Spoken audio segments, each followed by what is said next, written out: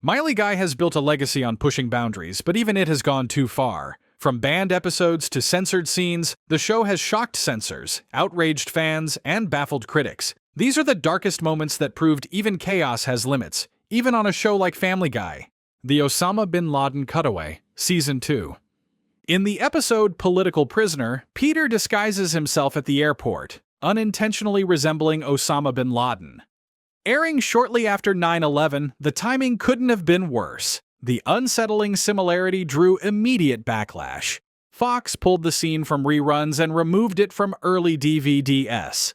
The clip only resurfaced years later on Hulu. Its close proximity to one of the biggest tragedies in U.S. history made it one of the first times Family Guy faced serious censorship. It set a precedent for how far was too far, even for this show. I hope I get it.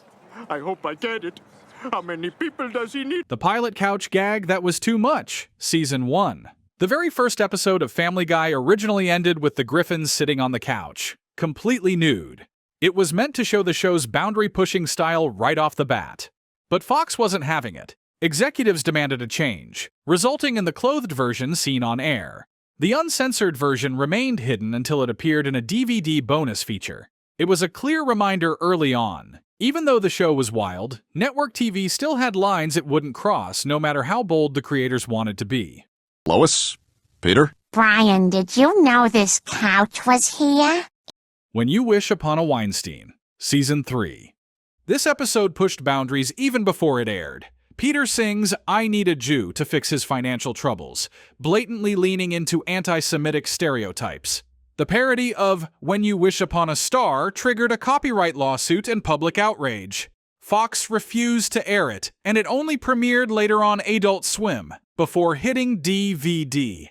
Although some interpreted the episode as a satire of Peter's ignorance, many felt it went too far. Even today, the controversy surrounding this episode keeps it among Family Guy's most infamous and heavily criticized installments. I need a Jew. Michael J. Fox joke, Season 9. In Teagues for Two, Family Guy crossed a line by making fun of Michael J. Fox's Parkinson's disease. One scene shows him spilling wine on Peter, while another depicts a shaky attempt at carving the Zed as Zorro. Before the gag plays, Peter awkwardly says they shouldn't show it because it's too sad, and then they show it anyway. The response was mixed, but many felt the joke was tasteless. Seth MacFarlane later admitted the team debated cutting it, but went forward because it felt too funny. The backlash proved otherwise. On the charage. Son of a bitch, what is your problem? The AIDS Barbershop Quartet, Season 4. In The Cleveland Loretta Quagmire, Peter joins a barbershop quartet that sings cheerful tunes to deliver terrible medical news. Their standout number? Telling a patient he has AIDS.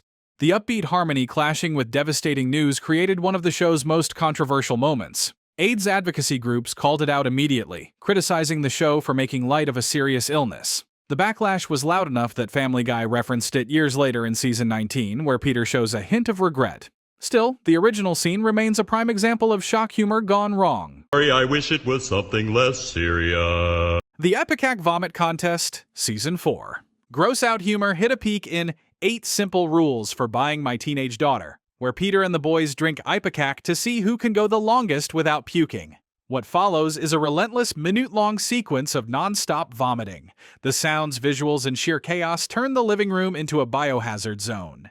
Even for Family Guy, this was excessive. The scene became infamous for pushing stomach-turning content to the extreme. It was so memorable, the show even brought it back in reverse later. For many viewers, this crossed the line from comedy into flat-out nausea. How's everybody doing? Good. Good so far. All right. Nothing yet. Cool. Brian cleans Stewie's diaper, Season 12. Brian and Stewie takes a dark turn when the duo gets trapped in a bank vault with no supplies.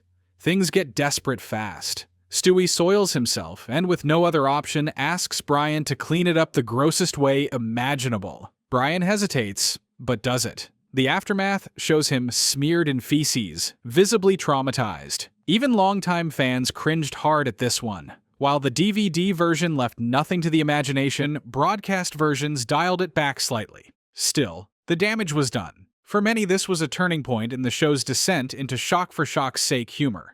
There, I did it. Okay, good. Now let's get your feet out. The extended dirty joke, Season 6. In the splendid source, Peter, Joe, Cleveland, and Quagmire set out to find the origin of the world's dirtiest joke. In the TV version, only the punchline is revealed, but the DVD release includes the entire joke, and it's every bit as disgusting as fans imagined. Even with heavy censorship beeps, the subject matter involving a woman, liverwurst, and unspeakable acts pushed past any acceptable limit. The full audio only aired once before being yanked. Many agree it's the filthiest joke Family Guy ever wrote, and its mystery only added to its legendary and disturbing reputation. Now, I'm gonna leave the room now, as I have just shit myself again. The Nude Doctor Scene, Season 9. In Road to Rhode Island, Peter and Lois view relationship tapes featuring Dr. Amanda Rebecca. The segment takes an unexpected turn when the therapist begins to strip. In the aired version, it cuts away before things get explicit, but behind the scenes, animators created a full X-rated version, never meant for public release. Somehow that version leaked online, showing the Doctor completely nude in a softcore-style clip. Fox quickly acted to remove it, calling it unofficial. The leak revealed just how far the crew would go creatively, even for jokes that weren't meant to be seen by anyone. With words in marriage. For couples who communicate, not good. Partial Terms of Endearment, Season 8 finale. Fox banned this episode before it ever aired. It centered on Lois becoming a surrogate and facing an abortion decision after tragedy. The topic, timing, and tone were deemed too risky. Though later released on DVD and streaming, many platforms refused to carry it, solidifying its status as the show's most infamous banned episode. To choose what I do with my body. Well, the law is wrong, Lois. Okay. Turban Cowboy, Season 11. Peter's friendship with a Muslim man turns into a terrorism plot, but the real controversy was a cutaway. Peter wins the Boston Marathon by driving through the crowd. Then, the actual Boston Marathon bombing happened weeks later. The timing was horrifying, leading Fox to ban the episode entirely from TV, streaming, and DVD platforms. When Meg gets shot and ignored. In a deleted Chap Stewie scene, alternate Stewie fires a gun and misses, hitting Meg in the head. She dies instantly, but no one notices. The family comforts Stewie while Meg's lifeless body sits ignored. The gag was never aired, with most agreeing that treating her death as a punchline went too far. I have found you. The Black Hole Joke, courtesy of Quagmire's mom. In a scrapped courtroom scene, Quagmire's mother claims she slept with Stephen Hawking and gave him the idea for black holes. The animated Hawking then gives a painfully detailed and innuendo-filled explanation. The joke was considered distasteful, and even the team behind it seemed to dislike it. Unsurprisingly, it never made broadcast. He credits her as the inspiration for his theory on black holes. The leper colony, Hokey Pokey. In Spies Reminiscent of Us, Brian and Stewie trail Chevy Chase and Dan Aykroyd into Russia. At one point, Stewie mentions that coming to Russia is a bad idea, worse than a leper colony doing the hokey pokey, and then we cut to exactly that. Leprosy, limbs falling off mid-dance, and lyrics like, "You put your left leg in, and you leave it there."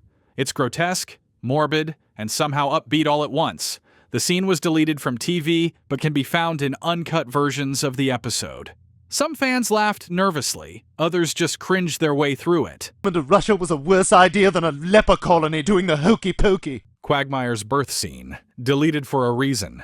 Still in the Quagmire's mom episode, there's another deleted scene that takes discomfort to a whole new level.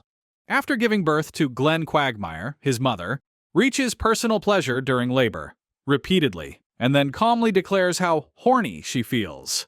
The joke was a mix of shock and disgust, but mostly disgust. Unsurprisingly, this one was cut from broadcast entirely. It felt wrong on so many levels. A newborn, a hospital room, and a punchline that made most viewers want to walk away from the screen. It's a boy, Mrs. Quagmire. Ah, that's wonderful. How do you feel? Horny. The chemotherapy drug party. When Cleveland returns to Quahog in He's Blah Ack, he and Peter are thrilled to reunite. But things get weird, fast. In a deleted scene, the two begin secretly meeting in a cabin, each time bringing stronger and stronger substances to share. They start with beer, then pot, then LSD. Eventually, they top it all off with chemotherapy.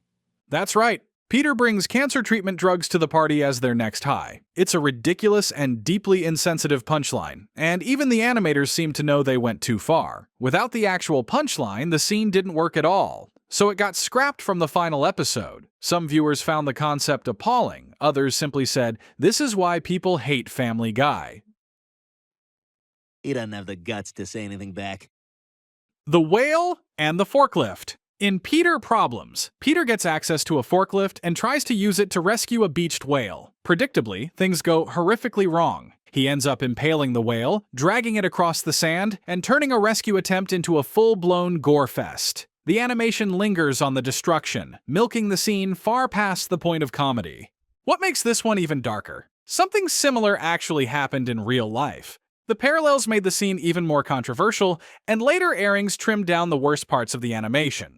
But even in its edited form, it's considered one of Family Guy's most viscerally disturbing jokes.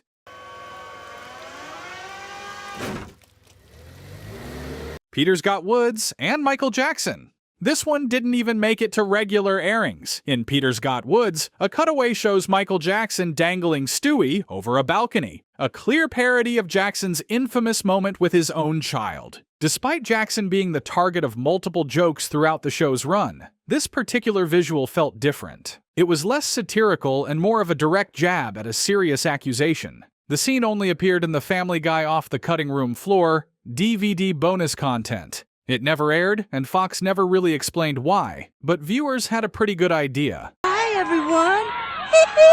Yes, okay, that's small. The Terry Schiavo musical. In Peter Assment, the daycare children, led by Stewie, stage a full Broadway-style musical about the Terry Schiavo case. Schiavo was in a persistent vegetative state for years, and her case sparked national debate about life support and end-of-life decisions. So of course Family Guy thought it would be a good idea to turn it into a dance number. The song features lines mocking Schiavo's condition, doctors, and the court case itself. It's one of those rare moments where even fans of the show agreed the joke wasn't just bad, it was cruel. The scene was removed from multiple reruns and never referenced again. The most expensive plant you'll ever see. The Cosby Show reboot scene. In season 14, Family Guy revisits the opening credits of The Cosby Show. Only this time, there's a twist. Cosby dances like he used to, but his co-stars are all visibly ill or hurt, referencing the numerous allegations against him. The joke lands like a sledgehammer. While some praised it for addressing an uncomfortable truth, others found the scene unnecessarily brutal. It was kept in streaming and DVD versions, but reruns toned down the visuals. As Cosby's legal cases grew in media coverage, Family Guy's version aged into an eerie form of commentary. Return to The Cosby Show, knowing what we know now. Vietnam Memorial Mockery. During a trip to Washington, D.C. and the Splendid Source, Peter and friends pass the Vietnam Veterans Memorial. A Vietnamese man appears, mocking two American veterans and calling the wall a scoreboard, bragging about how many names he got. Even for a show with zero boundaries, this joke stood out for how many groups it insulted at once. Veterans, Vietnamese people, and anyone familiar with the war's trauma found the scene deeply offensive. Still, it made it to air, and is still available on streaming. Fan debates continue over whether it's satire or just cruelty dressed up as comedy. And there's the Vietnam War Memorial. Hey, check out that Vietnamese guy giving the business to those Peter the School Shooter. In Trading Places, Peter and Lois switch roles with their kids, which means Peter becomes a high school student. He shows up at breakfast in a trench coat, holding a shotgun, muttering about getting back at the cool kids. The scene's dark implications are immediately obvious. With real-life school shootings being far too common, the joke's timing was especially disturbing. It aired once, then got quietly edited in reruns. The joke remains in uncut versions, but it's rarely talked about, even by fans. Time to make all those popular kids pay for ignoring me. Peter, no, you just... The pattern behind the madness. There's something strange about Family Guy's evolution. Early on, the show's edgy humor felt clever, like it was challenging TV norms. But over time, it started chasing shock value for its own sake. Jokes got darker, more graphic, and sometimes just mean-spirited. What's even stranger? The show seems to know it. In recent seasons, Family Guy has become self-aware, referencing its past controversies, mocking its own cruelty, and even reusing its most infamous cutaways as meta-commentary. Whether that's growth, satire, or just recycling depends on the viewer. Hey, Mom, do you mind if I go shopping with Jennifer after school? No, Peter, no, you're still you. You're just a teenager. You're not switching genders. The final reality. 2 versions of everything. Here's the thing about Family Guy. The version seen on TV isn't the full story. Fox censors every script before animation even begins. Then, after production, they go in again and slice out anything they think crosses the line. But the creators are in on the game. They write jokes they know will be cut, just to get riskier ones past the filter. It's a constant push and pull between too far and just far enough. DVDs, Blu-rays, and streaming platforms are where the real Family Guy lives, uncut, uncensored, and unapologetic. It's there that viewers can see the banned jokes, deleted scenes, and X-rated, just-for-fun content the animators slipped in when no one was watching. Thanks for watching. Which Family Guy moment did you think crossed the line the most? Let us know in the comments below. And if you want more deep dives into the wildest moments in animation history, don't forget to like, subscribe, and hit the bell so you never miss an upload. Until next time, stay curious, stay weird, and maybe skip the ipecac.